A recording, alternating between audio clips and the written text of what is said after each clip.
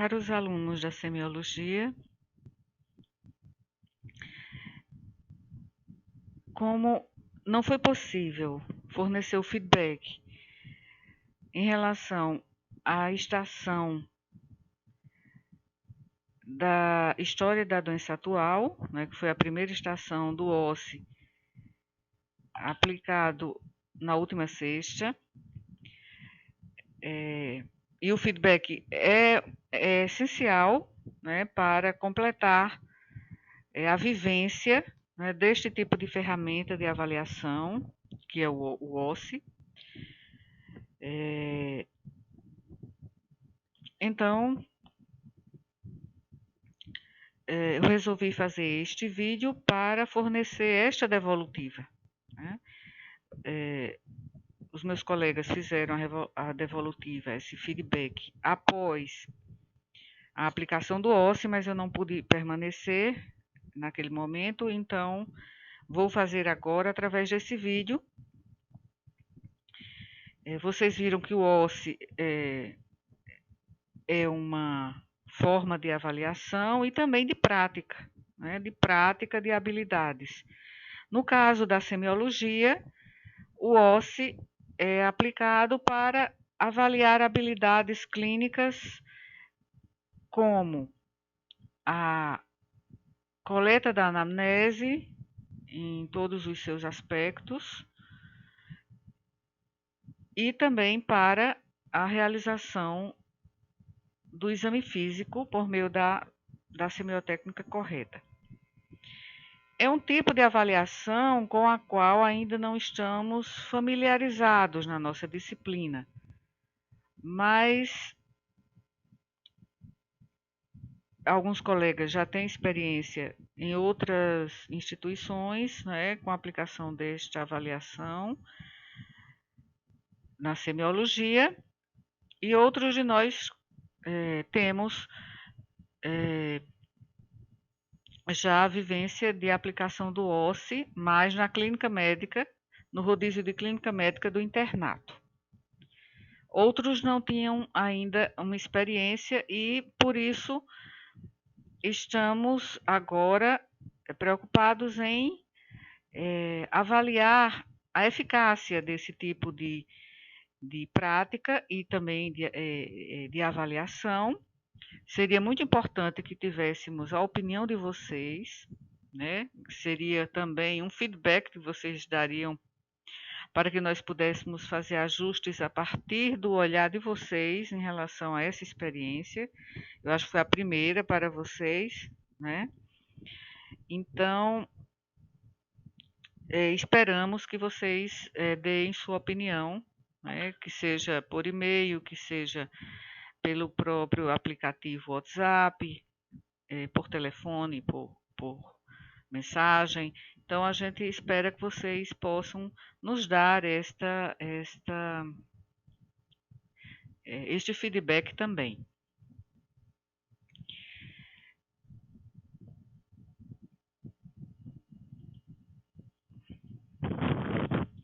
A tarefa para vocês foi realizar uma história da doença atual focada, né, em um quadro de dor de cabeça de uma paciente de 22 anos que se apresenta a uma unidade de pronto atendimento depois de acordar com o início repentino de uma forte dor de cabeça.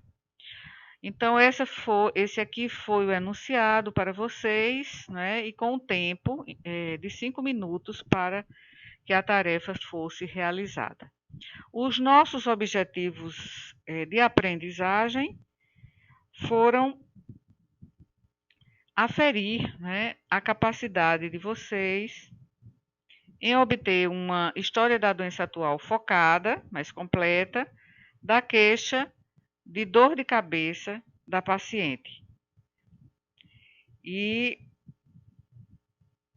orientou-se também no enunciado, que não está aqui completo, mas se orientou que vocês não precisariam fazer anotações, apenas fazer a coleta da HDA, focada e que receberiam um aviso quando restassem 30 segundos para completar os 5 minutos.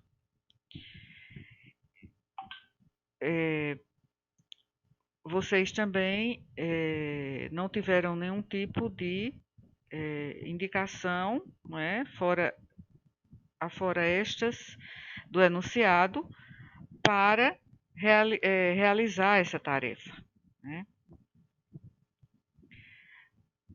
Então,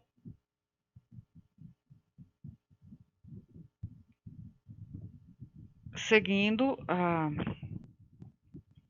nós temos aqui o checklist, que é a lista de verificação que tanto eu, numa das salas, quanto a Milena, na outra sala dessa estação da história da doença atual, utilizamos para avaliar da forma assim pretensamente objetiva essa capacidade de vocês em executar a coleta, né, ou a caracterização, né, da queixa da paciente, a coleta dessas informações para a história da doença atual. Essa lista de verificação ficou com 14 itens. Essa lista é preparada previamente à aplicação do OSCE e cada uma das avaliadoras fizemos uma avaliação de acordo com estes itens. Então, registramos aqui se foi ou não realizado, por exemplo, a pergunta de quando começou, como foi o modo de início, a localização da dor era uma dor de cabeça, mas em que localização especificamente na cabeça? Havia irradiação da dor? A qualidade ou caráter da dor, sua intensidade, a duração, fatores desencadeantes, fatores de piora, fatores de melhora, sintomas associados, o curso da dor, se contínua ou descontínua, se havia um quadro anterior semelhante e que tratamento foi feito ou que medicamentos foram usados pela paciente antes de chegar à UPA. A pontuação foi feita, registrada após terminado todo o OSCE, os alunos terminaram esta estação, então somamos o total dos itens e dividimos pelo número de itens, depois multiplicamos por 10. Há 2 itens que são muito importantes, mas não incluímos aqui no checklist, que foi a repercussão. Que repercussão esta dor de cabeça estava tendo sobre a vida da paciente, sobre suas atividades normais. É muito importante também a progressão. Como foi a progressão? Começou de repente ou gradualmente, mas como progrediu? Progrediu piorando rapidamente ou piorando lentamente, ou então se manteve na mesma intensidade desde o início até aquele momento. Esses 2 itens foram pesquisados por alguns dos alunos. Não incluímos aqui, mas nós incluímos aqui nesta coluna os itens que foram pesquisados por vocês, mas que não estão aqui no checklist. Então, considerei também na avaliação estes 2 itens, repercussão do quadro sobre a vida da paciente e também a progressão da dor. Mas os que não perguntaram esses 2 itens, a soma foi feita dos 14 itens, que foram com 1 ponto para cada item que foi realizado. Então, dividimos por 14 e multiplicamos por 10. E, havendo um dos outros itens ou os 2, então, somamos os 15 ou 16 itens, considerando um ou ou os dois sendo incluídos, e dividimos por 15 ou 16 e multiplicamos por 10. Mas por que foram estes itens e não outros, né? E não a repercussão ou progressão da dor? Porque usamos como referência o nosso livro, indicado na disciplina, que é o livro Semiologia Médica, de Porto e Porto, a 7ª edição, não é? Entre as páginas 75 e 79 do capítulo 7, são apresentadas características semiológicas da dor. Então, usamos como referência este livro, que é o nosso livro de consulta principal.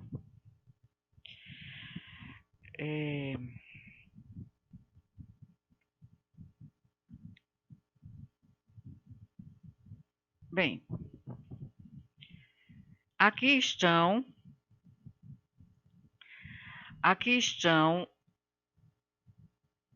as características que foram colocadas no checklist com suas respectivas frequências. Então, o que foi perguntado por todos os alunos foi quando começou.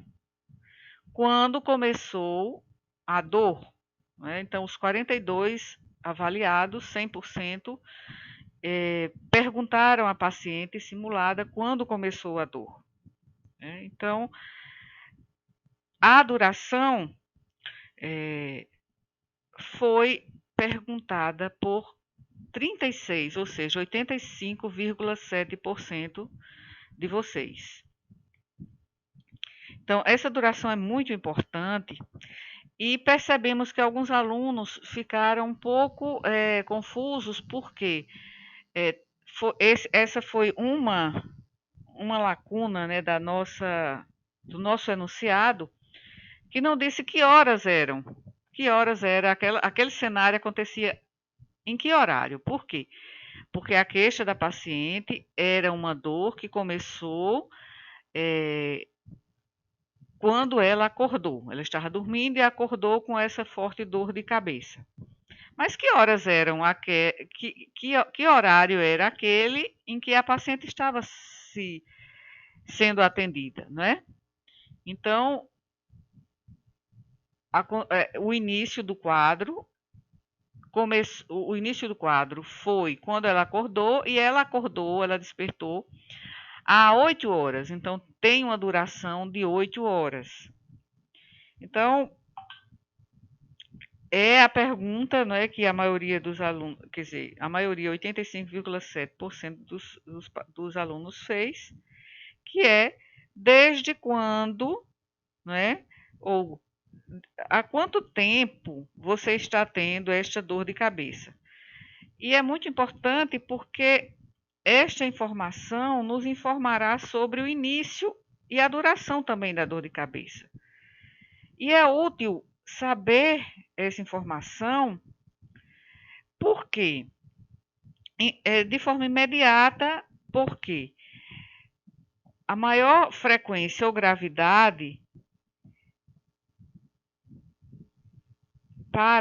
que motivou a paciente a vir agora à consulta, isso nos dá essa ideia, né? Então, 8 horas decorreram desde o início do quadro. A paciente veio só depois de 8 horas do início do quadro. E também nos ajudará a determinar se esta é um quadro novo de dor de cabeça. Ou seja, começou agora, ela não teve um quadro anterior semelhante, foi a primeira vez que teve esse quadro súbito de intensa dor de cabeça, ou foi um quadro que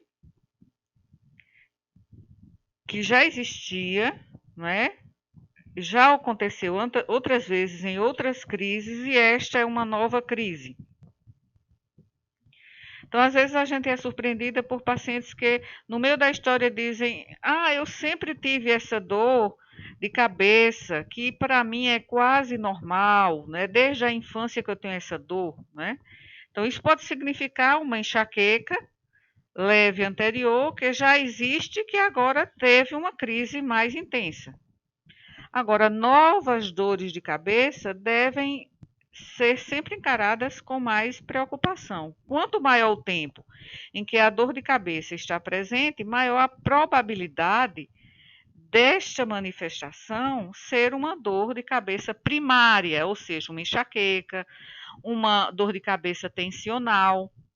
Então, fiz uma pequena revisão sobre a clínica, né, da enxaqueca e sobre dor de cabeça de uma forma geral, e vou depois colocar o link para que vocês possam revisar, porque senão vai ficar muito extensa este feedback.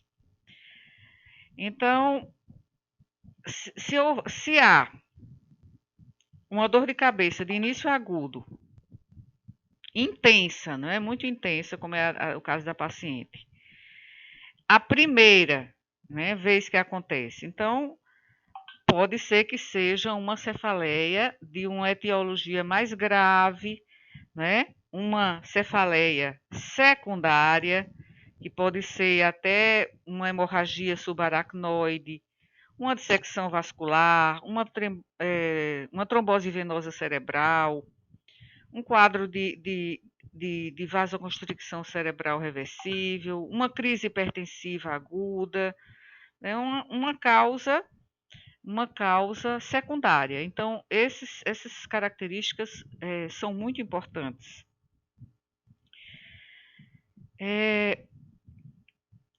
A característica seguinte, em termos de frequência, foram fatores desencadeantes, né? Foram o item fator desencadeante e fatores de melhora, né?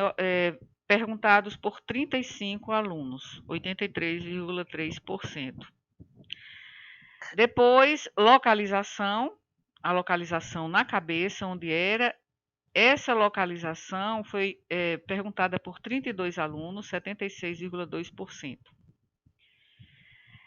A localização, muitas vezes, foi perguntada junto com a pergunta sobre irradiação, mas irradiação foi perguntado por um número bem menor de alunos, por 59,5%. Depois, em ordem de frequência, fatores de piora, sintomas associados e o tratamento que foi feito ou o uso de algum medicamento foi observado foram observados em 76,2%, né, dos alunos realizaram estas perguntas. Quadro anterior semelhante em 73,8% dos casos, e a qualidade ou caráter da dor foi perguntada por 69% dos alunos. Então, estes foram os itens mais frequentes, né, na HDA que vocês fizeram. Intensidade, eu fiquei surpresa porque eu esperava que intensidade fosse uma das características mais frequentemente perguntadas, né? Mas foi perguntado por 66,6%. Né? Eu esperava que 80%, mais ou menos, perguntassem sobre a intensidade da dor. E essa intensidade da dor foi perguntada muitas vezes apenas como é uma dor forte, moderada ou fraca, e a maioria perguntou em uma escala de 10, né, variando de 1 a 10, outros disseram variando de 0 a 10, sendo 0 a ausência de dor, ou 1 a dor de menor intensidade e 10 a dor de maior intensidade, qual era a nota que a paciente daria em relação à intensidade da dor. Isso nos dirá sobre a gravidade, né? E essa gravidade pode ser feita através da classificação, né? Verbal de 0 a 10. E a cefaleia, né, da enxaqueca pode ser moderada a grave, né? E são geralmente descritas como uma dor de gravidade de 9 para 10, 10 para 10, né? Em comparação com a é, outra cefaleia primária muito comum, que é a cefaleia do tipo tensional, né? Que vai também ter uma intensidade mais fraca, geralmente é 3 para 10, 5 para 10, sendo que é importante destacar aqui que a gravidade, a intensidade da dor de cabeça não nos diz necessariamente se estamos lidando com uma dor de cabeça primária ou secundária. A dor da enxaqueca pode ser intensa também, incapacitante, tanto quanto outras causas de cefaleia, de dor de cabeça que tem uma causa secundária, né, que é secundária a uma causa, e, quer dizer, é importante investigar, mas não necessariamente vai indicar com precisão, né, ou encaminhar para uma ou outra hipótese diagnóstica. Aqui os fatores desencadeantes de melhora ou de piora foram também bastante frequentes, né, a sua menção, a pergunta, né, isso informou, né, que havia alguns fatores desencadeantes, né, fatores geralmente no caso da paciente, no seu script tinha a questão do estresse que ela estava sofrendo por ter um bebê, né? Por ter uma criança pequena, estar dormindo mal. Então, esses foram os fatores relatados pela paciente simulada. Então, é importante,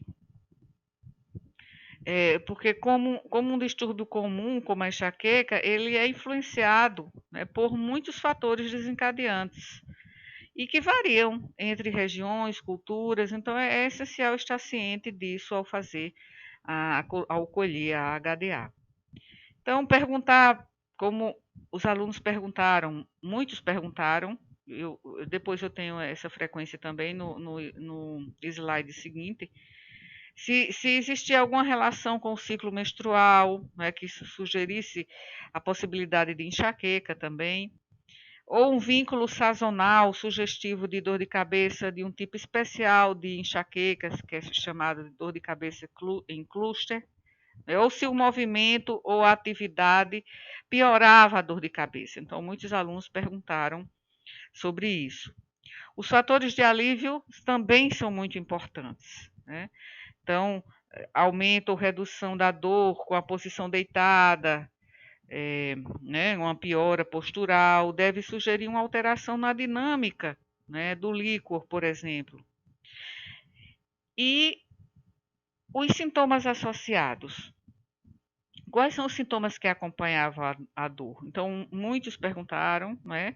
Esses sintomas associados foram observados por 76,2%. Né? Então, o vômito era um dos sintomas associados que a paciente relatava, né? Então, o vômito pode ser uma característica da enxaqueca ou de um outro distúrbio intracraniano, né? Mas os fenômenos de fotofobia, hipersensibilidade, né, à luz, a fonofobia, né, que a paciente relatou, né, geralmente são vistos apenas na enxaqueca. E estes raramente estão presentes em outros tipos, né, de dor de cabeça, como a hemorragia subaracnoide ou quadros de meningite, por exemplo. Em algumas vezes o quadro de meningite pode evoluir com fotofobia. Então, seguindo aqui nessa tabela de frequências, a gente vê que as características dos checklists menos perguntadas foram a irradiação, mas ainda menos interrogadas foram o curso da dor, se a dor era contínua ou descontínua, né? A paciente simulada estava orientada a dizer que a dor era uma dor contínua, e o modo de início, se foi súbito, se foi gradual, esses foram os sintomas menos interrogados. Aqui estão outras informações que foram coletadas e não estavam no checklist. As mais frequentes, que não estavam no checklist, foram antecedentes familiares, perguntados por 42,9% dos alunos, antecedentes patológicos, por 23,8%, esses não foram considerados, né, como um ponto a mais no nosso checklist, mas repercussão foi observado por 19% de vocês. Outro que foi considerado foi a progressão, que foi observada por 9,5%, ou seja, a progressão, se o quadro, desde que começou, foi piorando, se essa piora foi bem rápida ou foi lenta, ou se manteve na mesma intensidade ou foi melhorando, né? Então, na enxaqueca, geralmente esse quadro começa de uma forma gradual, geralmente com aura, né, com escotomas visuais, que a paciente não tinha, e ela aumenta de intensidade rapidamente, né? Então, essa é a progressão que acontece geralmente com a enxaqueca. Alguns alunos perguntaram sobre o efeito do tratamento, né? Eu não estou falando do tratamento, né? Só a menção a o que é que você tomou em termos de medicamento. Então, 4 alunos perguntaram qual foi o efeito desse tratamento. Em relação ao uso de medicamentos, 4 alunos também perguntaram sobre o uso de contraceptivo oral, 3 perguntaram sobre menstruação, 3 sobre a realização de algum exame complementar, né, que ela não fez, a paciente não foi orientada a dizer que não fez, porque foram apenas 8 horas, né, de evolução, em que a paciente tomou por conta própria o analgésico comum paracetamol e não teve melhora. E também o cotidiano ou a rotina da paciente foi alterada, foi perguntado por 3 alunos, que a gente também considerou como repercussão, né? Então, 8 e 3, esses 3 também foi considerado como um item cumprido, embora não estivesse no checklist. Como eu disse, consideramos repercussão e consideramos também progressão. Cotidiano e rotina também relacionada à repercussão também foi considerada. Então, estas perguntas foram feitas também, que anotamos, né, no checklist, na coluna onde tinha comentários. Então, perguntas como: o que você acha que é essa sua dor de cabeça? 2 alunos perguntaram. E é importante, né? É importante porque é uma maneira de saber o que o próprio paciente, no caso, a paciente, pensa do que ela apresenta. É muito importante também perguntar. Uma pergunta que foi feita por 2 alunos foi em relação ao saco que a paciente trazia.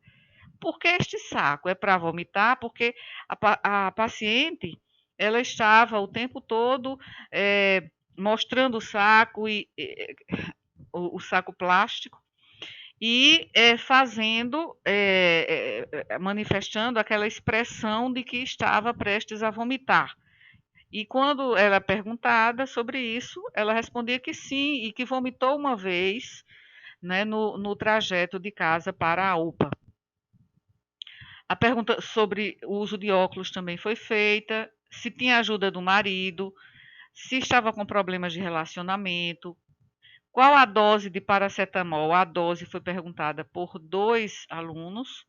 Se a criança da paciente estava com gripe, qual o horário de maior intensidade da dor, também é uma pergunta importante. Se bem que neste caso, um quadro foi bastante assim agudo, não é? Então, só falar sobre a progressão já indicaria, não é, essa informação. Se fez viagens recentes, né, foi perguntado por um aluno, que é importante no caso da nossa atual situação epidemiológica, né, de pandemia. Qual o aspecto dos vômitos, se ela trabalhava, se há algo mais que ela queria contar. É muito importante essa pergunta, muitas vezes para fechar a HDA, quer dizer, existe algo que você gostaria de me dizer que você acha que eu não perguntei? Então é muito importante essa pergunta aqui, tá? É muito importante. Mas consideramos apenas os itens do checklist, porque o objetivo era avaliar a caracterização semiológica dessa queixa, né? Não era a questão da comunicação em si. Foi perguntado também se havia alguma alergia, se ela tinha alguma alergia e o que ela esperava que o aluno, né, na posição, né, simulando o médico, pudesse fazer para ajudar. Então, o que você espera que eu faça para ajudar? Depois eu encontrei o aluno que fez essa pergunta e ele comentou: mas, professora, eu fiz uma pergunta que eu acho que não tinha sentido. O que é que ela esperava que eu fizesse para ajudá-la? Né? Mas é uma pergunta importante também. Né? Então, é uma pergunta que contribui muito para a comunicação com a paciente. Né? Então, essa pergunta não está fora, né, do que se espera, mas é porque nesta estação avaliamos a caracterização da dor e no checklist colocamos estes itens, né? Mas em termos de comunicação, se nosso objetivo fosse avaliar a comunicação, seria uma pergunta plenamente plausível. Aqui, deixa eu ver a quanto estamos, para ver, já estamos, né, com 32 minutos, vamos mais rápido agora, mas mais rápido, porém, vamos ver aqui as notas, né? As notas variaram de 4,3, um aluno tirou 4,3, a 10. Uma aluna tirou 10, né? Então, dois alunos tiraram 5, 4, 5,7, 8 obtiveram a nota 6,5, um obteve a nota 7, 7,1 foi a nota de 6 alunos, 7,9 de 7 alunos, 8,6 de 9 e 9,3 de 3 alunos. Conforme o checklist, né, apenas uma aluna fez a interrogação de todos os itens que colocamos no checklist e mais aqueles 2 que acrescentamos. Para quem perguntasse, mas que não prejudicou quem não perguntou também.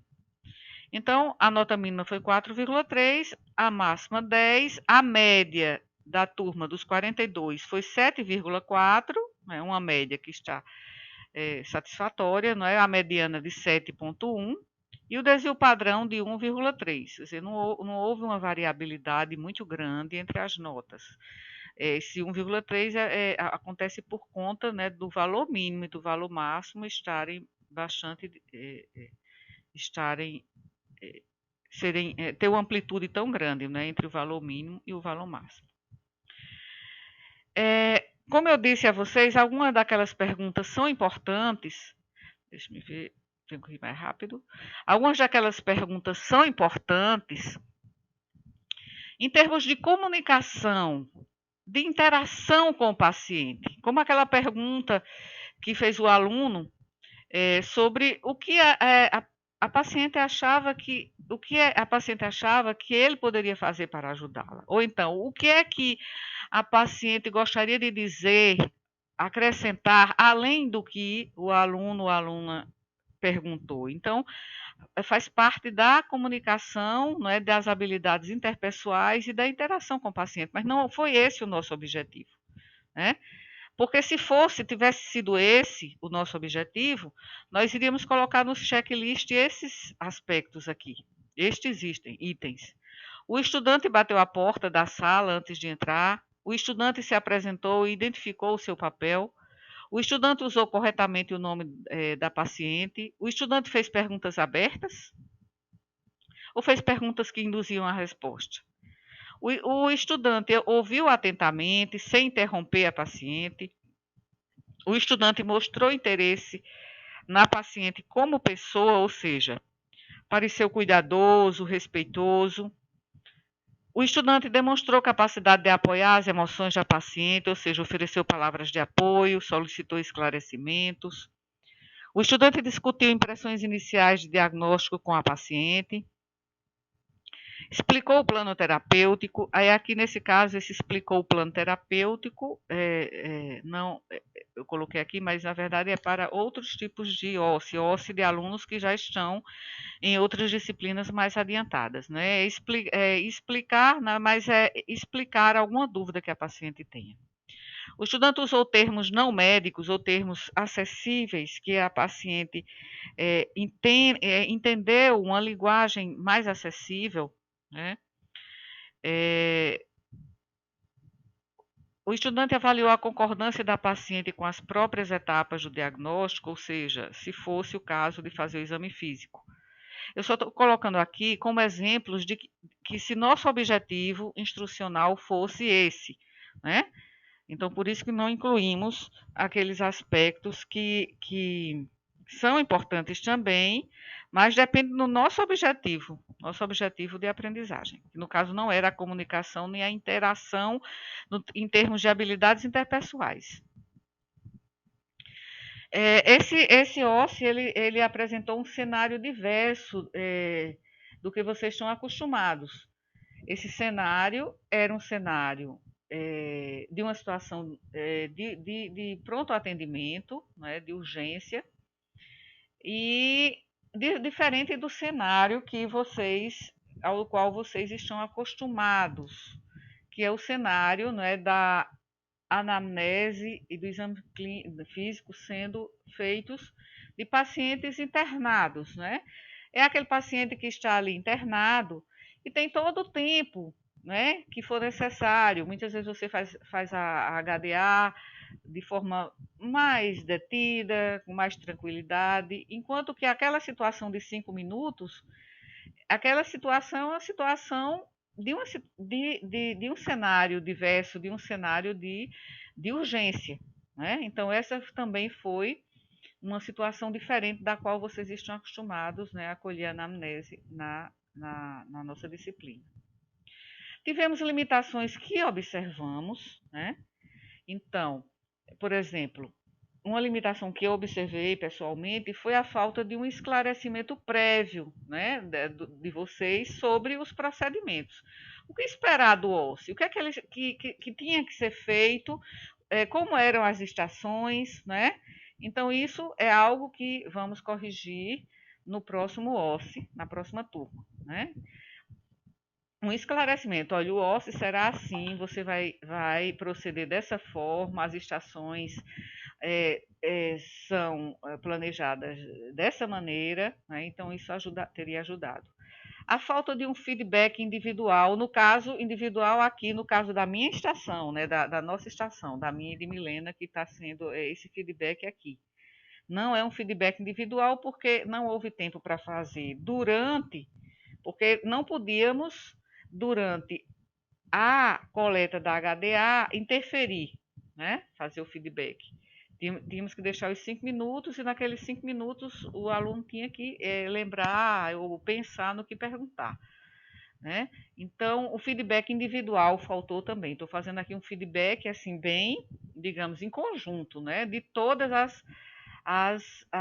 de todos os alunos, né? Coletivamente. E avaliamos apenas conteúdo, né? Não avaliamos aquela questão da própria comunicação, a habilidade de comunicação do estudante, né? E a realização de autoavaliação que não fizemos. Tanto poderíamos fazer a autoavaliação como a avaliação feita pelo próprio paciente simulado, né? Então, isso também pretendemos incluir nas próximas. Como consideração final, eu diria que foi uma experiência muito interessante, né? a condução desse OSCE, né? Foi desafiador porque assim tínhamos ainda problemas